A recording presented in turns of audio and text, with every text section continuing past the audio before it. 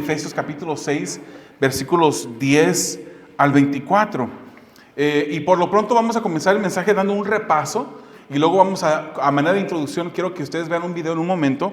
Pero dice, el repaso dice así de esta manera, hermanos. Recordemos lo que hemos visto a través del libro de Efesios. Can you take the effects off? En el libro de Efesios, capítulo 4, comenzamos la segunda sección del libro de Efesios. La primera sección era de capítulo, ¿qué? 1, 2 y 3, del 1 al 3. Y en esa sección vimos un enfoque teológico, un enfoque doctrinal, donde el apóstol Pablo se enfoca en doctrina, en decirnos lo que el Señor ha hecho por nosotros, que nos dio vida cuando estábamos muertos en nuestros delitos y pecados, que nos bendijo con toda bendición en las regiones celestiales, que nos dio el sello, nos selló con su Santo Espíritu, nos adoptó como hijos. Entonces el apóstol Pablo en esos primeros 3 capítulos nos estuvo dando o diciendo todo lo que el Señor ha hecho por nosotros, nos impartió doctrina. En la segunda parte del libro de Efesios, capítulos 4 al 6, todavía hemos visto doctrina dentro de estos capítulos, pero ya el enfoque ha sido un tanto ya más centrado en lo práctico. ¿Cómo es que se mira a raíz, hermanos, de que conocemos todo lo que el Señor ha hecho en nosotros o por nosotros, que lo vimos en el capítulo 1, 2 y 3, a raíz de eso, ¿cómo debería ahora de usted, de yo como cristiano, cómo deberíamos ahora de vivir nuestro llamamiento cristiano? Y en el capítulo 4, los primeros 16 versículos, vimos nuestro llamamiento cristiano dentro de la iglesia. Ahí está un retrato. ¿Quiere ver cómo usted se debe de comportar en la iglesia? Capítulo 4, versículos 1 al 16. Luego, a partir del versículo 17 de ese mismo capítulo, 4, 17, hasta el capítulo 5, versículo 20, vimos el contexto era nuestro llamamiento cristiano en el mundo. Somos diferentes. No debemos de actuar, de vivir, de comportarnos igual a las personas que no conocen al Señor. Debemos de ser diferentes. Y en ese capítulo 4, versículo 17, hasta el capítulo 5, versículo 20, usted va a ver un retrato de cómo es que nosotros somos diferentes a las personas que no conocen a Cristo. Efesios 5, del 21 al 33, vimos nuestro llamamiento cristiano dentro del hogar. Ahí se enfocó en el matrimonio. Nos dio a nosotros los varones algunas responsabilidades, algunas directrices, algunas instrucciones de cómo debemos de comportarnos como cristianos, como maridos cristianos. Y también a las hermanas se les dio un retrato, una foto de cómo como una mujer cristiana, una esposa cristiana, usted se comporta. Los versículos, capítulo 6, versículos 1 al 4, vimos nuestro llamamiento cristiano dentro del hogar. Concernente ya más específicamente a los padres e hijos. Ya se cambió el enfoque del matrimonio a los padres e hijos. Y versículos 5 al 9 del capítulo 6 vimos el llamamiento cristiano. El apóstol Pablo, dijimos, habla de los amos y de los siervos, de los esclavos y los amos. Y lo trajimos a un contexto ya, a una aplicación moderna a nosotros. Y pudimos ver ahí podemos ver cómo es que nosotros como trabajadores en un lugar, en un trabajo secular, nos debemos de comportar y honrar a aquellos que son nuestros supervisores. En esta noche, hermanos, vamos a ver la lucha del cristiano. La lucha del cristiano y las herramientas que Dios nos ha dado para esa lucha. Y quisiera compartir con ustedes este mensaje que se titula La guerra más grande de todas. La guerra más grande de todas. Usted quizás piensa que está luchando una guerra a veces con diferentes situaciones, circunstancias de la vida, posiblemente hasta con diferentes personas. Pero esas guerras que usted está luchando con las diferentes situaciones, las tormentas de la vida, puede que sean parte, pero la guerra más grande que vamos a librar como cristianos, la vamos a librar en contra de un enemigo que tenemos. Pero el Señor nos ha provisto de esas herramientas para poder espiritualmente luchar en contra de este enemigo. Entonces, la guerra más grande de todas, en Efesios capítulo 6, versículos 10 al 24, al final, y como a manera de introducción, vamos a ver este video.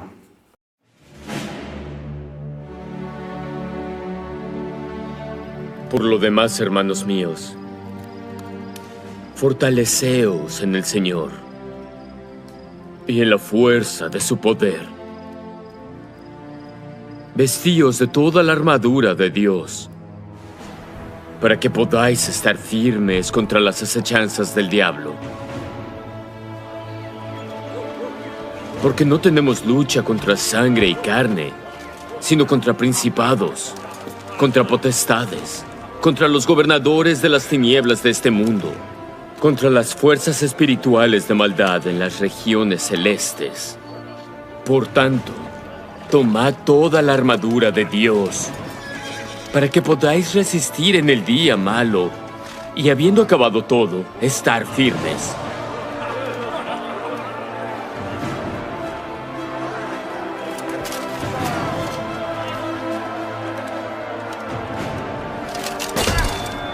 Estad pues firmes, ceñidos vuestros lomos con la verdad, y vestidos con la coraza de justicia, y calzados los pies con la preparación del evangelio de paz. Sobre todo, tomad el escudo de la fe, con el que podáis apagar todos los dardos de fuego del maligno.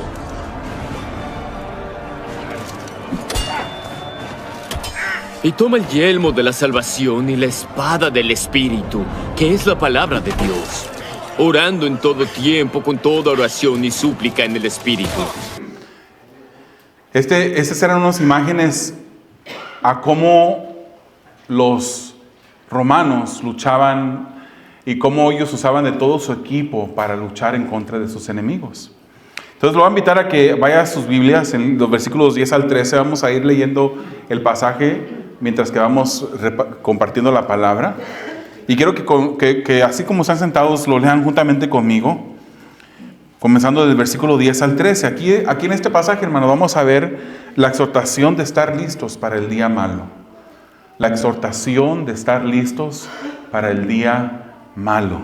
Dice así: por lo demás, fortalezcanse en el Señor y en el poder de su fuerza.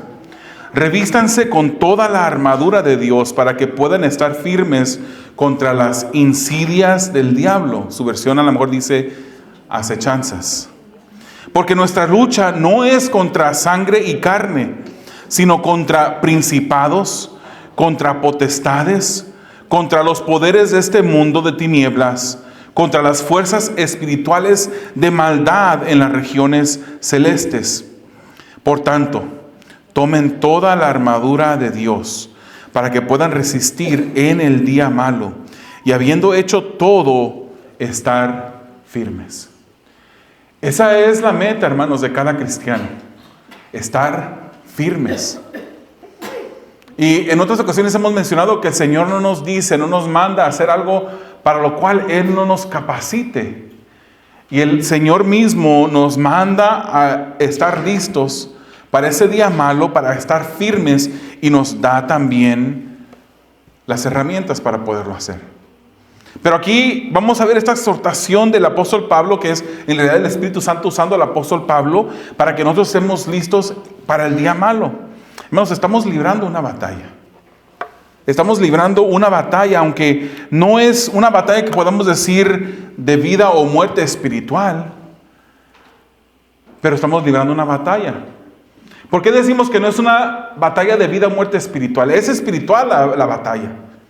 Pero no es que yo voy a morir espiritualmente o que tengo el riesgo de morirme espiritualmente. Sabemos, hermanos, que la palabra es clara y nos dice que si usted es salvo, esa salvación el Señor se la ha entregado a usted, se la ha regalado.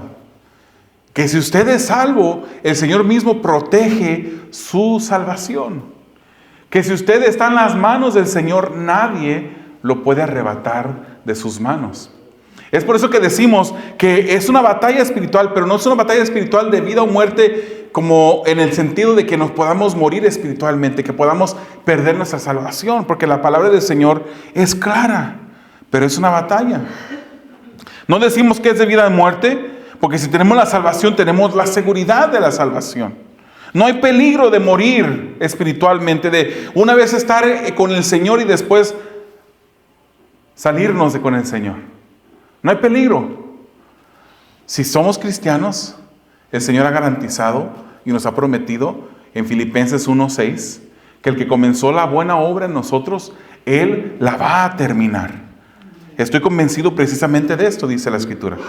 Que el que comenzó en ustedes la buena obra. Hermanos, el Señor no comienza la buena obra en alguien que no es su hijo.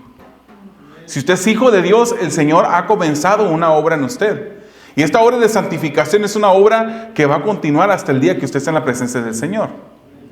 Pero dice, estoy convencido que el que comenzó en ustedes la buena obra, la perfeccionará hasta el día de Cristo Jesús. Un día usted, hermanos, ya no va a tener pecado.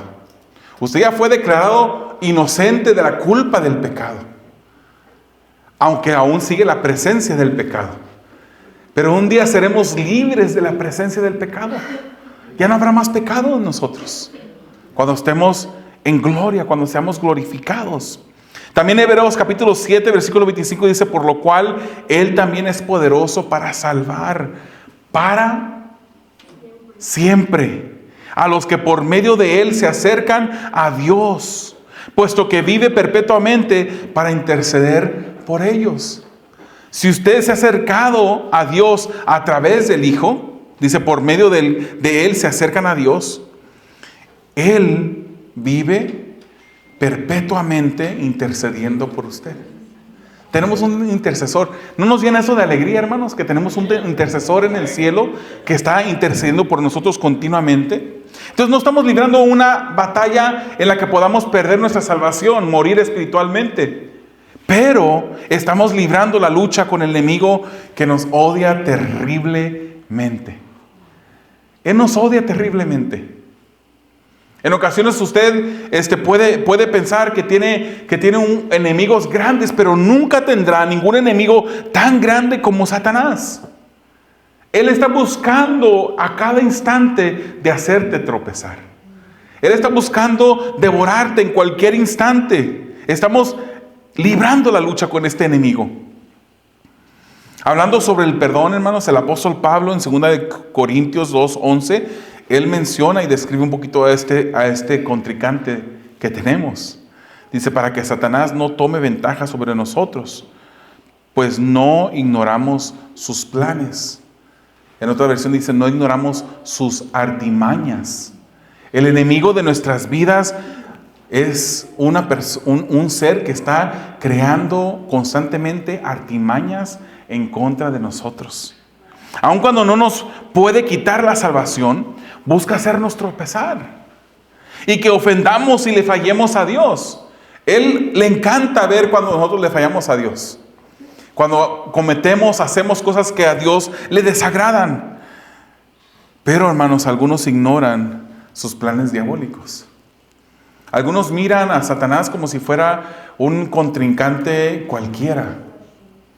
Y de repente se ponen, ¿verdad? Yo he visto videos en iglesias donde se ponen y hablan con el demonio. Nada más porque Jesús Cristo lo dijo y le preguntó el nombre a un endemoniado, ellos también lo hacen. Y se ponen, hermanos, y reprenden al diablo. Yo te reprendo, cuando la Escritura no nos da esa fórmula. La palabra del Señor nos dice, por ejemplo, en Judas, cuando el arcángel Miguel dice, no se atrevió a proferir contra él mismo, hablando de Satanás, maldición, sino que dijo que el Señor te reprenda. Estamos librando una lucha, hermanos, con un contrincante fuerte, un contrincante poderoso. No es más poderoso que Dios, pero no es cualquier contrincante, no es cualquier enemigo. El versículo 11 que leímos nos habla y nos dice que haremos frente a las artimañas, a las acechanzas, a los planes del diablo. Esas artimañas, hermanos, esos planes son comparados a esas trampas que un cazador prepara para apresar a la presa. ¿Usted los ha visto? De repente ponen trampas donde puede caer el animal, donde tropezando con un hilo se agarra, se suelta la red y agarra al animal que va pasando por esa área. Eso es lo que el enemigo está haciendo, hermanos. Si supiéramos el tipo de enemigo con la cual estamos luchando, caminaríamos más cuidadosamente. Es por eso que hemos dicho, hermanos, que cuando nosotros pasamos por una victoria grande, es el momento de más peligro.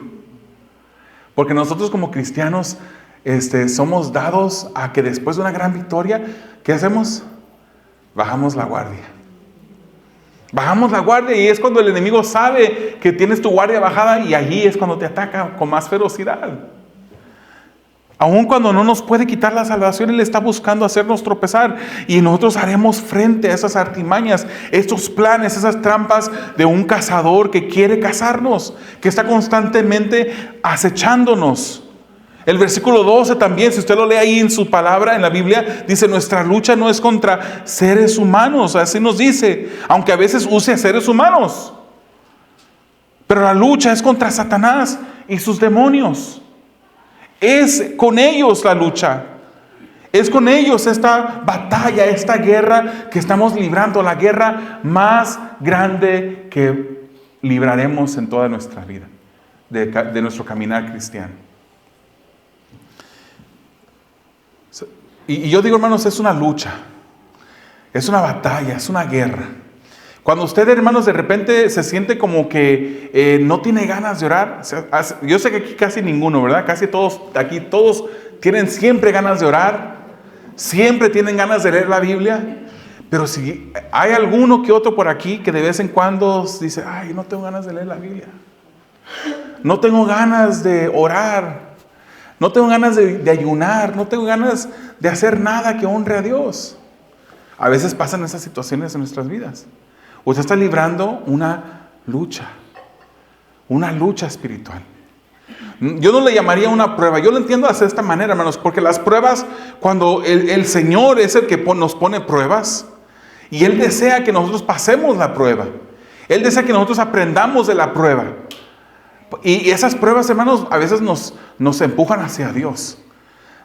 Hemos pasado situaciones difíciles que el Señor ha permitido, incluso podemos decir, como Él es soberano, Él ha orquestado nuestras vidas. Y podemos decir que a través de esas pruebas, el Señor nos quiere hacer crecer, nos quiere enseñar. Él quiere que nos acerquemos a Él. Han habido momentos, hermanos, en su vida en la cual usted no puede esperar a arrodillarse delante del Señor. Que está buscando. A mí me ha pasado, hermanos. Yo quisiera que me pasara más frecuentemente, pero tengo luchas y tengo pruebas. Las pruebas, a mi ver, nos acercan a Dios. Nos empujan hacia Dios porque queremos buscar su presencia, queremos leer su palabra, deseamos pasar tiempo de intimidad con el Señor. Y hay veces que hay luchas. Cuando el enemigo, hay tentaciones que el enemigo nos pone en nuestro caminar, que nos quieren, o la intención de esas luchas es alejarnos de Dios. Y no tenemos ganas. Hermanos, estamos librando una lucha en contra del enemigo. Primera de Pedro, capítulo 5, versículo 8 nos dice, ahí no está en el plan, pero en ese versículo nos dice que Él anda buscando, como león rugiente, buscando a quien devorar. Primera de Pedro, capítulo 5, versículo 8. En Juan 8:44 nos dice que Él es el padre de mentira. Él es engañador, Él es un engañador. Hermanos, Dios es amor, pero Él es mentira. O sea, Dios es amor. La esencia de Dios es amor. Pero la esencia del enemigo, de Satanás, es la mentira. Segunda de Corintios capítulo 4, versículo 4, dice que Él causa la ceguera en el incrédulo. Él causa la ceguera en el incrédulo. Segunda de Tesalonicenses capítulo 2, versículo 9 nos dice que en los últimos días Él hará señales y maravillas. Él es un contrincante poderoso que puede hacer maravillas, que puede hacer cosas que uno dice, esas son cosas poderosas. Él tiene ese poder. Él es tentador, el que tienta para pecar. En Mateo 4 vemos cómo Jesús pasó en el desierto y tentó, el mismo Satanás tentó a Jesús. En Lucas 22 vemos también cómo Él es el que tentó a Judas para que cometiese ese pecado. La estrategia de batalla de los hijos de Dios, hermanos, no es de retroceder, ni de autoprotección, ¿verdad? Un soldado, hermanos, que usted mire en el campo de la batalla y que retroceda sin que se le dé la orden de retroceder, es un soldado que no está haciendo su labor, que no está obedeciendo las órdenes. Un soldado, que esté en el campo de batalla y solamente busque dónde esconderse y dejar que sus demás compañeros luchen, no está haciendo su labor. El Señor no nos ha llamado a autoprotección, a escondernos, a tratar de que, a que al hermano lo ataque el enemigo, pero yo me voy a esconder. El Señor no nos ha llamado, hermanos, tampoco, ni nos dice que nosotros debemos de retroceder. Nosotros debemos de avanzar. Es cierto que nuestro caminar no es perfecto.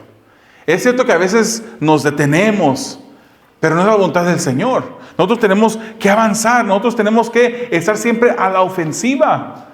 Siempre a la ofensiva, hermanos, no teniéndole temor a Satanás. Y mi enfoque en este día no quisiera que... Nuestro enfoque nunca es enfocarnos en el enemigo. Pero es real, es real. Es real, el enemigo es real y es poderoso. El Señor nos ha llamado a estar a la ofensiva, a luchar en contra de Satanás. Primera de Pedro, capítulo 5, versículo 9, ¿qué dice? Dice, pero resístanlo firmes en la fe, sabiendo que las mismas experiencias de sufrimiento se van cumpliendo en sus hermanos en todo el mundo. El enfoque de este versículo que quisiera que veamos es, pero resístanlo firmes en la fe. Y vamos a hablar de la fe en un ratito al ver las diferentes herramientas de un soldado romano. Santiago capítulo 4, versículo 7 dice, por tanto, sométanse a Dios, resistan pues al diablo y huirá de ustedes. Pero hay un orden ahí, ¿verdad?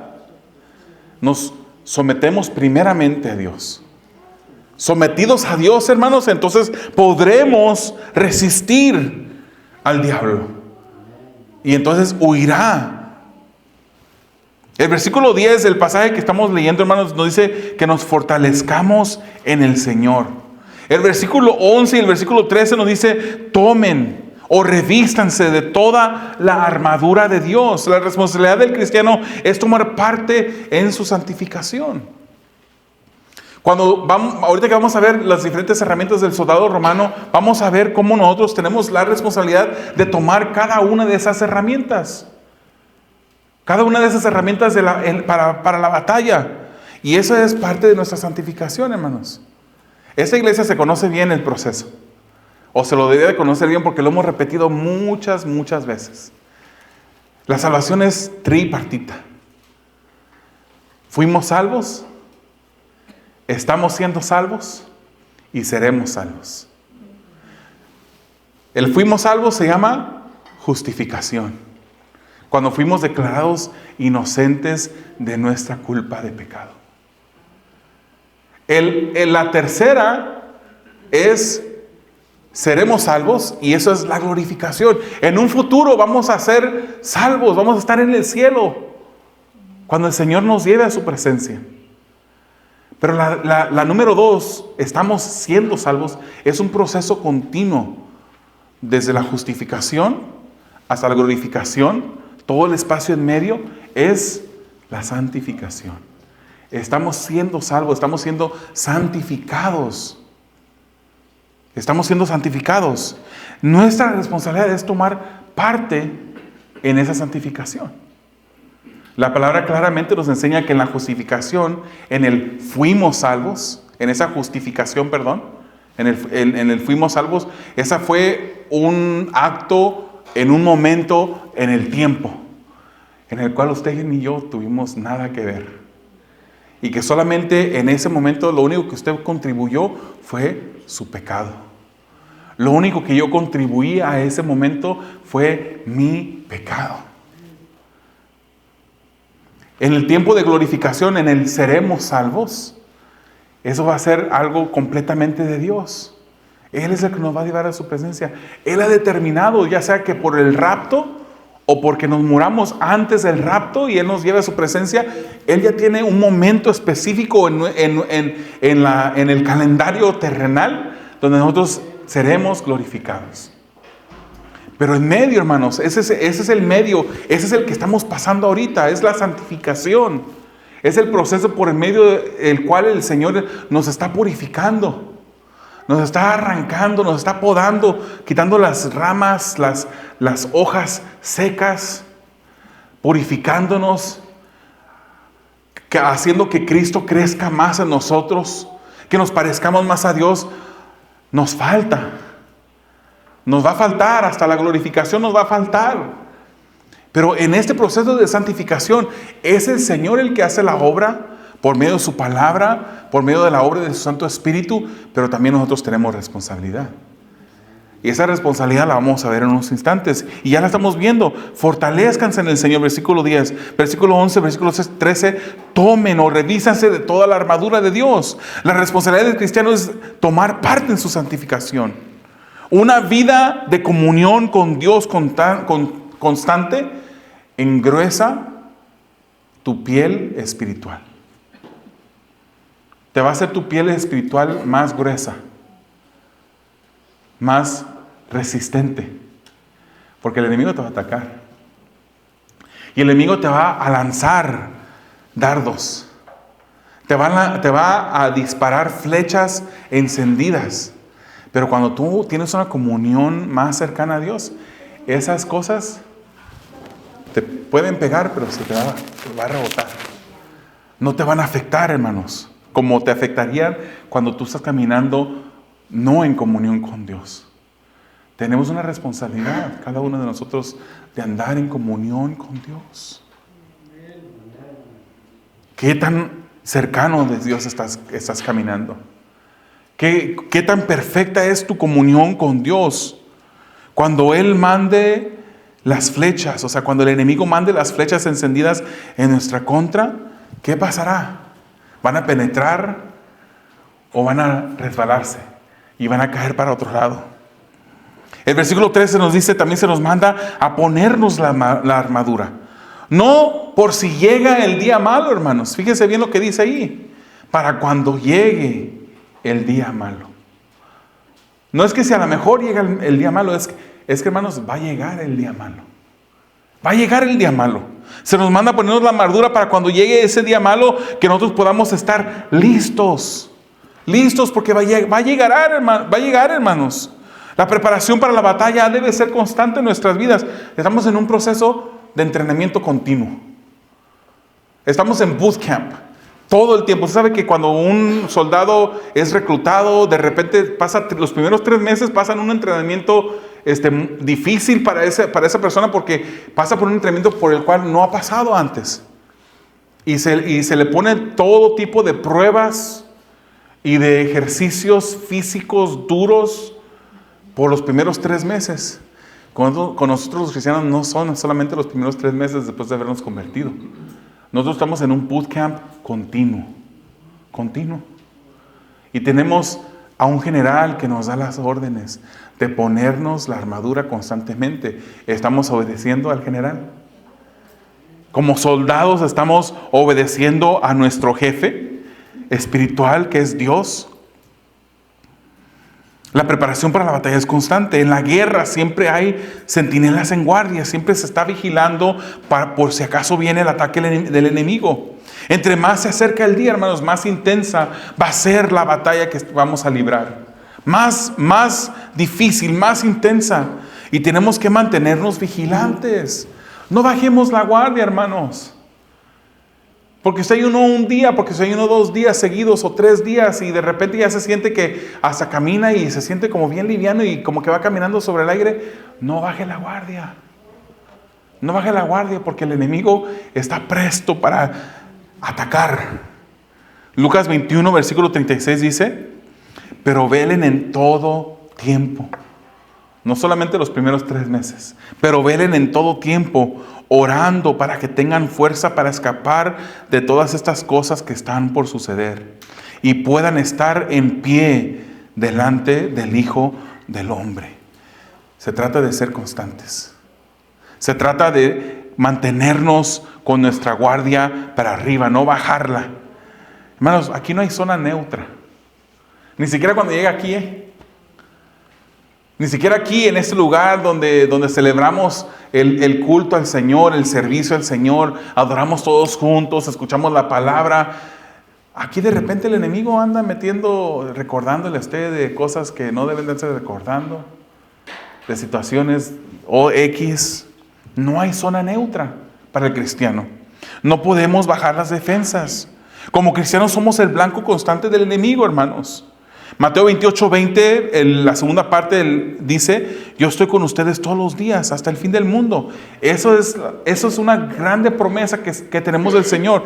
No estamos luchando con miedo, porque sabemos que el que está con nosotros es mayor que el que está en contra. Pero sí estamos luchando. Y sí estamos luchando constantemente. Estamos luchando sin tregua, sin espacios, sin tomar un descanso. Dios, hermanos, está con nosotros y nos ha dado instrumentos defensivos como también ofensivos. Y vamos a entrar a esos en este momento. Vamos al versículo 14. Vamos a leer del 14 al 20. ¿Qué nos dice la Escritura? Estén pues firmes, ceñida su cintura, ¿con qué? Con la verdad. Revestidos con la coraza de la justicia. Y calzados los pies con la preparación para anunciar el evangelio de la paz. En su versión al amor dice el apresto de la paz. Sobre todo, tomen el escudo de la fe, con el que podrán apagar todos los dardos encendidos del maligno. Tomen también el casco de la salvación y la espada del Espíritu, que es la palabra de Dios.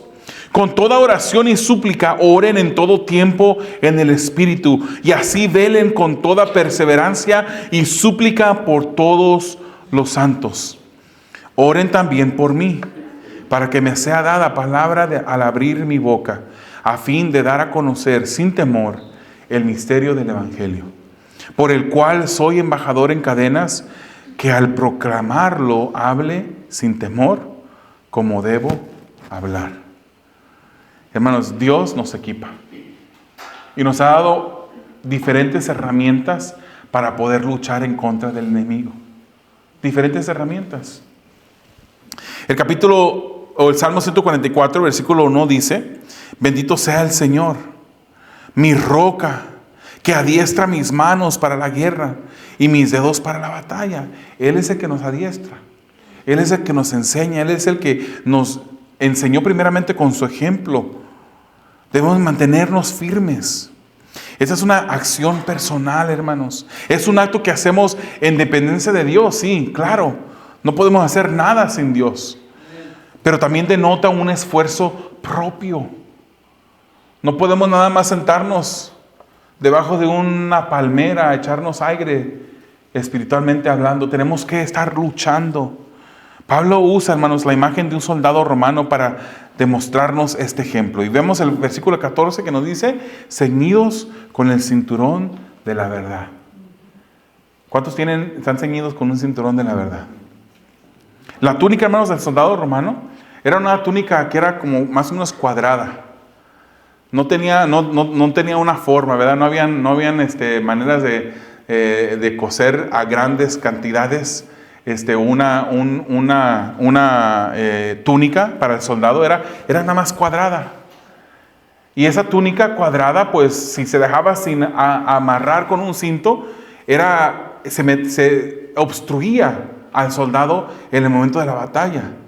Es por eso que se amarraban sobre esa túnica el cinto, un cinto. Y aquí Pablo lo llama el cinturón de la verdad. Hermanos, esta es la verdad que recibimos a través de la palabra. No hay verdad fuera de la palabra, hermanos. Cuando alguien venga y le diga que Dios dice fulana cosa X, usted tiene que preguntar, ¿de dónde está en la palabra de Dios? Cuando cantemos cantos, debemos de decir, ¿qué escritura de la palabra respalda lo que ese canto está diciendo? Cuando de repente escuchemos algún video por YouTube, cuestionemos, hermanos.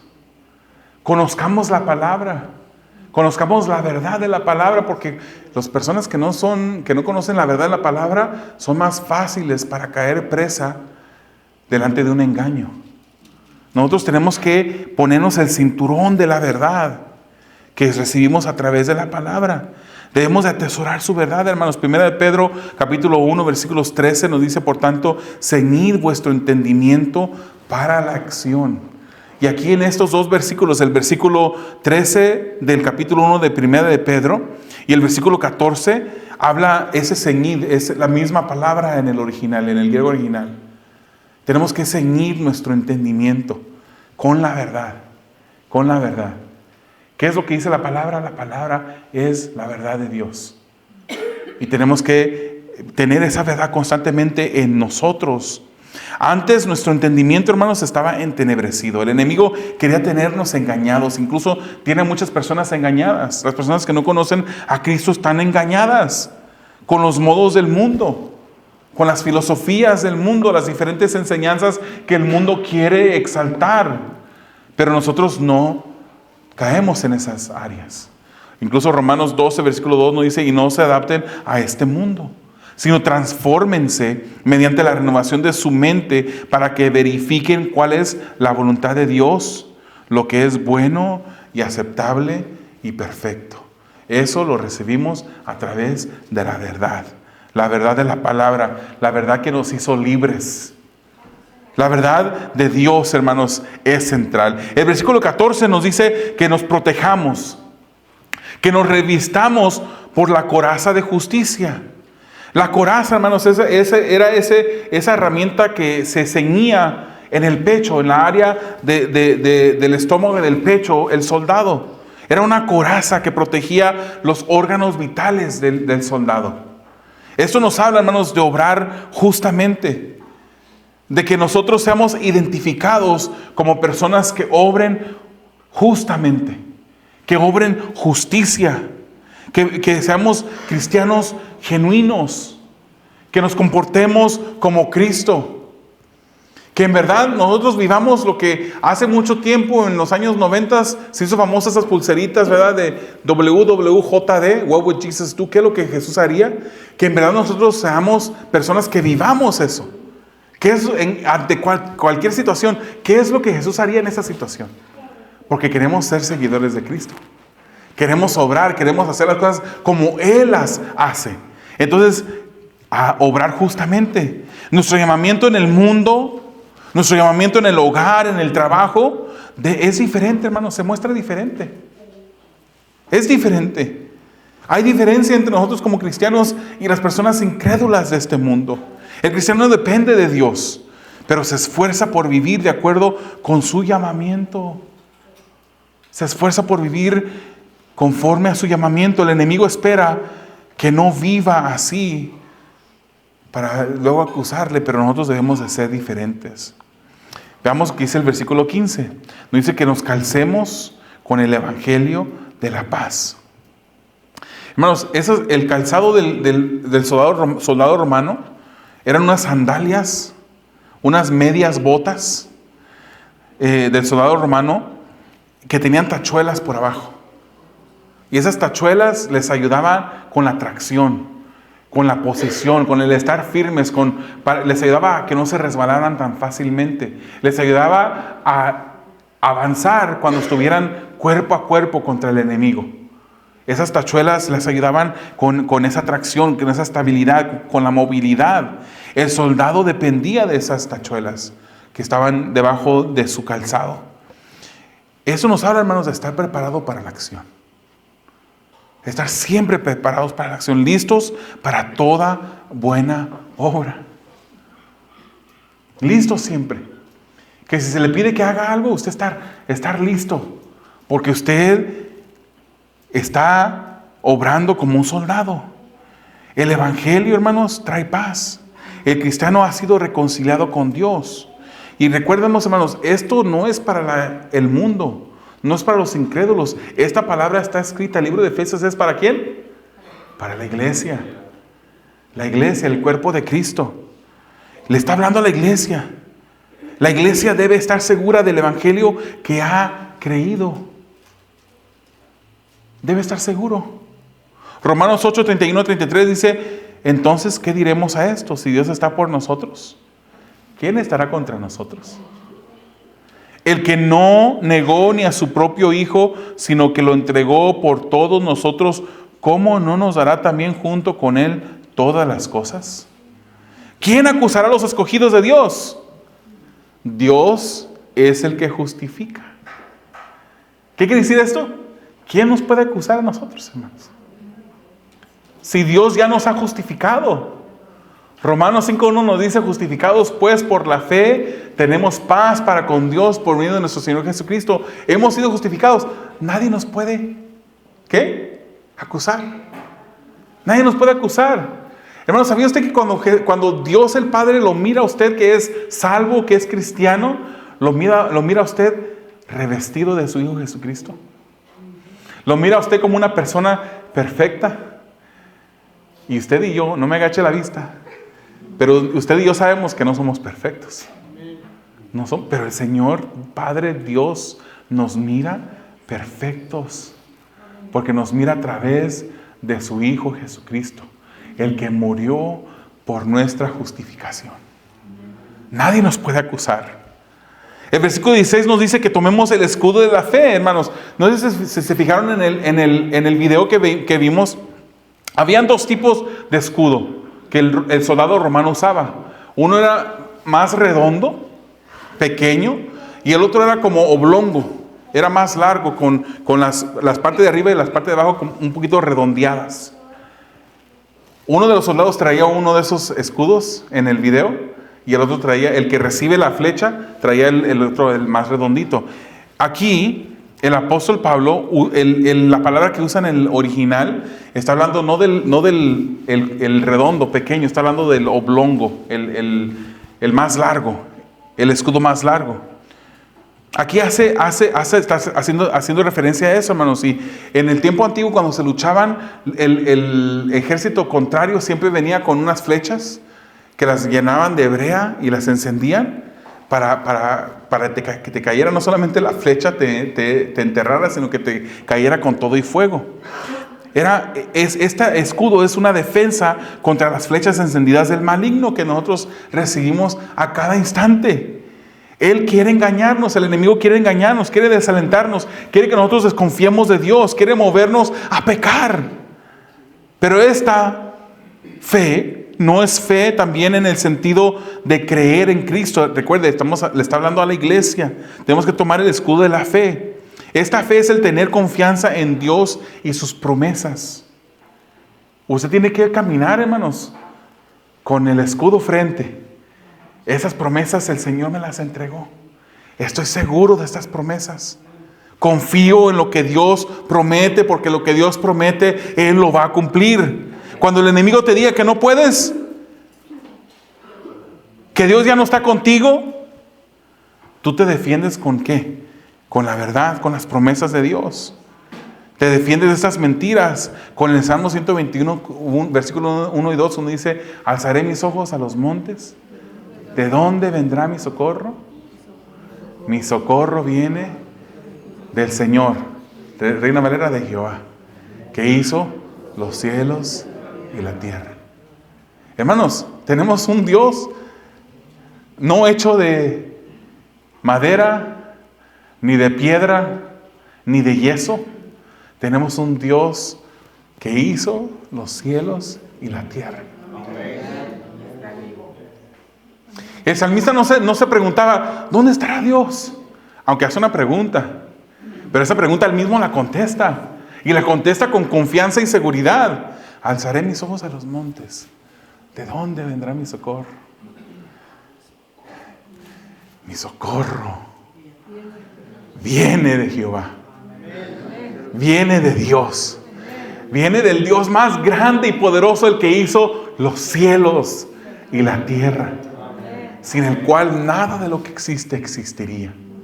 Ese es nuestro Dios. Y ese es el escudo de la fe al cual nosotros debemos de agarrarnos fuerte. Amén. El versículo 17, ya vamos avanzando, habla del casco de la salvación, el casco con el cual se cubría la cabeza el soldado. De nuevo, le está hablando a una iglesia, hermano, no olvidemos eso. Estamos plantados en el conocimiento firme de que somos salvos, es el casco de la salvación.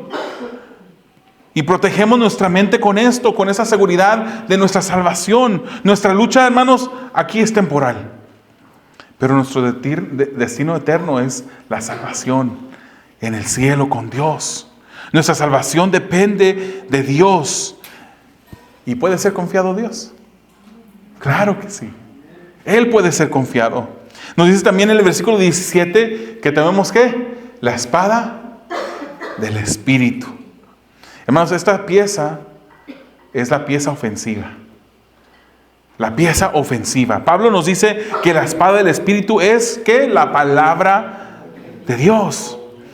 Debemos de conocer la palabra, hermanos. Ya lo dijimos anteriormente hoy mismo.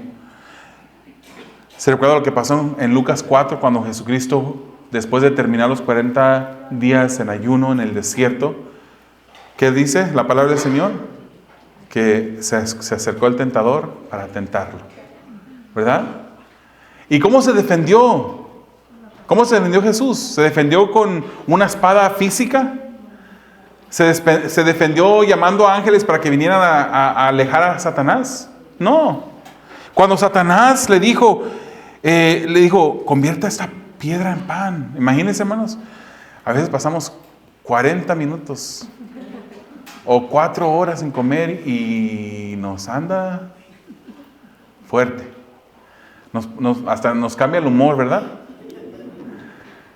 Hay un término en inglés que se dice, nos ponemos hangries. Es una combinación de hambre con enojo. Nos ponemos 40 días en el desierto ayunando, sin comer nada, y el enemigo se le aparece y se le dice, mira esa piedra, conviértala en pan. ¿Y qué es lo que Jesús le contesta? Le contesta con la palabra. Escrito está, no solo de pan comerá el hombre, sino de toda palabra que sale. Luego después le dice, inclínate a mí y apóstrate delante de mí y adórame. Y si lo haces, te voy a dar todos los reinos de la tierra. ¿Y qué fue lo que Jesucristo contestó? Escrito está, al Señor tu Dios adorarás y a Él solo servirás. Después lo lleva al pináculo del templo y le dice, échate un clavadito, que al cabo dice la palabra que sus ángeles enviará para que te sostengan. Y Jesucristo de nuevo, Jesucristo, hermanos, el Hijo de Dios, Dios mismo, le contesta con la palabra, no tentarás al Señor tu Dios. Dijo, escrito está. Pero si no sabemos la palabra, hermanos, ¿cómo es que vamos a poder hacer estas cosas? Por eso es tan importante la palabra en nuestras asambleas. Podemos cantar, hermanos. Y cuando cantemos, dicho sea de paso, hermanos, recordemos que el canto no es para nosotros, ¿eh? Venimos a cantarle a Dios. A cantarle a Dios. Pero la palabra es central. La palabra no solamente en este momento, cuando estamos estudiando la palabra, sino en los cantos también, cuando estamos cantando los cantos. Que el Señor nos ayude a que nuestros cantos vayan mejorando, vayan siendo más bíblicos, más adheridos a la palabra. Y luego vemos el versículo 18 al 20, hermanos. ¿Qué dice el versículo 18 al 20? Vamos a leerlo de nuevo. Con toda oración y súplica orad en todo tiempo en el Espíritu. Y así velad con toda perseverancia y súplica por todos los santos. Y orad por mí para que me sea dada palabra al abrir mi boca, al fin de dar a conocer sin temor el misterio del Evangelio, por el cual soy embajador en cadenas, que al proclamarlo hable con denuedo como debo hablar. Oren para mantenerse alerta, dice Pablo, y perseveren.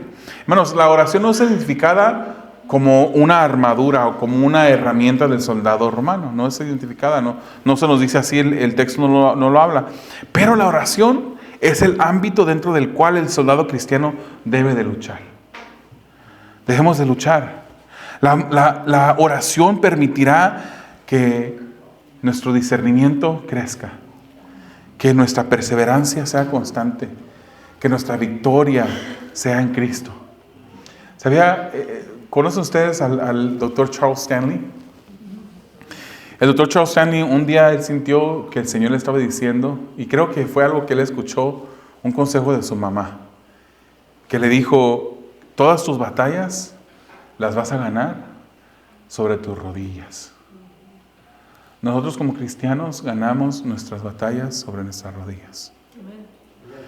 Él también es conocido por decir: de rodillas somos más altos y más fuertes. Cuando nos arrodillamos ante la presencia del Señor, cuando le entregamos nuestras necesidades, cuando le alabamos, cuando depositamos nuestra confianza, ahí si usted declare: Señor, yo declaro que tú eres grande. No ande declarando que vas a ser salvo o vas a ser sano, y que declaro yo que finanzas se abren para ti, etc. Esas cosas no son bíblicas, hermano. Cuando usted se acerque al Señor, declare su grandeza, la grandeza de Dios. Eso sí podemos declarar. Los cielos declaran la gloria de Dios, el firmamento anuncia la obra de sus manos. Podemos declarar la grandeza de Dios. Dios es grande. Hagámoslo de rodillas. Últimamente, versículos 23 al 24. Pase a los hermanos y amor con fe, de parte de Dios el Padre y del Señor Jesucristo. La gracia sea con todos los que aman a nuestro Señor Jesucristo con amor incorruptible. Amor y paz, hermanos, es el saludo característico de Pablo. Él pide a Dios gracia para los hermanos. Pablo ya no está peleando la buena batalla, hermanos. Él ya no está aquí en esta tierra. Él ya terminó. Nosotros seguimos peleando. Y para terminar, quiero preguntarte, hermanos, no para que me des respuesta a mí, respóndele al Señor. ¿Cómo estás librando la guerra más grande que librarás en toda tu vida? ¿Has tomado mano de las herramientas que Dios ha dispuesto para que tú pelees? Y si no lo has hecho, tómalas.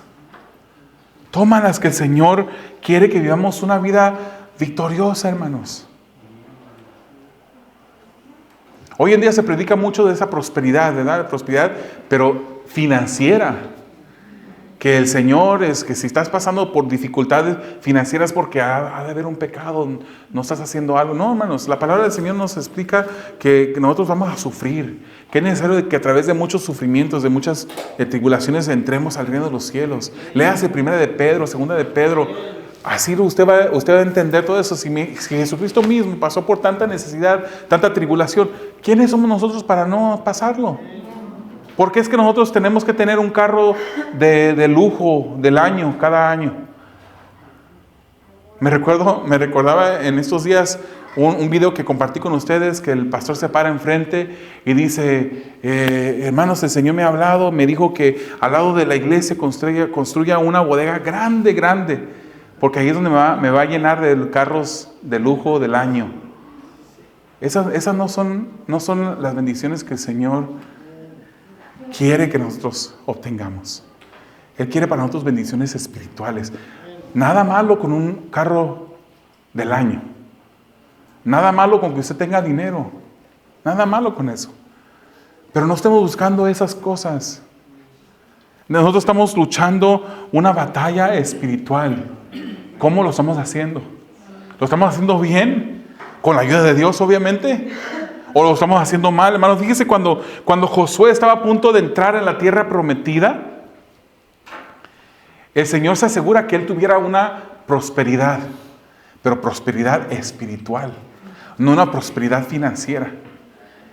Y no sé si usted se puede imaginar, yo creo que no nos podemos imaginar, pero él estaba a punto de entrar sin el líder con el cual él había trabajado por mucho tiempo, a una tierra desconocida. Él ya había entrado ahí, ¿verdad? Pero no habían podido conocer toda la tierra.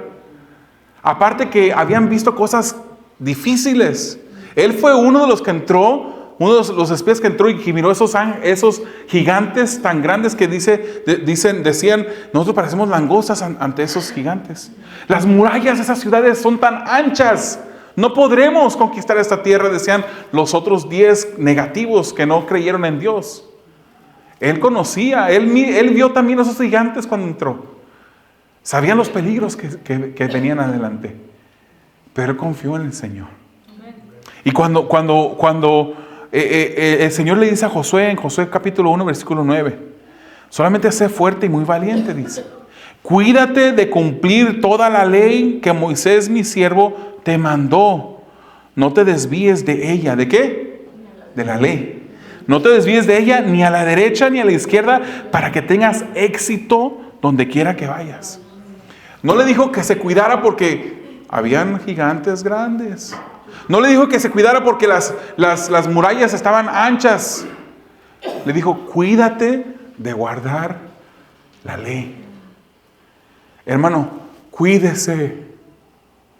Cuídese, hermanos. Cuídense de guardar la palabra de Dios. Cuídense. Que sea la palabra de Dios algo preciado en sus vidas. No se desvíe ni a la derecha ni a la izquierda. Que esta palabra sea su norte, sea su enfoque, sea su guía, sea su luz, su lámpara, en la cual usted pueda pararse.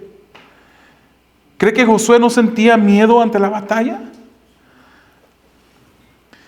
Se le mandó a que se concentrara en la ley, que viviera la ley. Hermanos, estamos en una guerra espiritual en la que el diablo quiere que desobedezcamos a Dios. Pero debemos esforzarnos en esta, la guerra más grande de todas. Segunda de Timoteo capítulo 2, versículo 4 dice que el soldado en servicio activo no se enreda en los negocios de la vida diaria a fin de poder agradar al que lo reclutó como soldado. Tenemos órdenes de marcha como soldados. Y aquí está.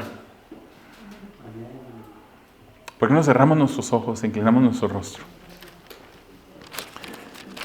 ¿Y por qué no le pedimos al Espíritu de Dios que examine nuestras vidas por unos instantes y nos haga reflexionar en cómo estamos caminando? Hermanos, si andas descuidado, pídele al Señor que te ayude, que enfoque tu mirada. Si no amas, ciertamente, hermanos, no amamos la palabra como deberíamos de amarla. Si somos sinceros, no amamos a Dios como debemos de amarlo. Pidámosle a Dios en este momento que nos dé más amor por Él.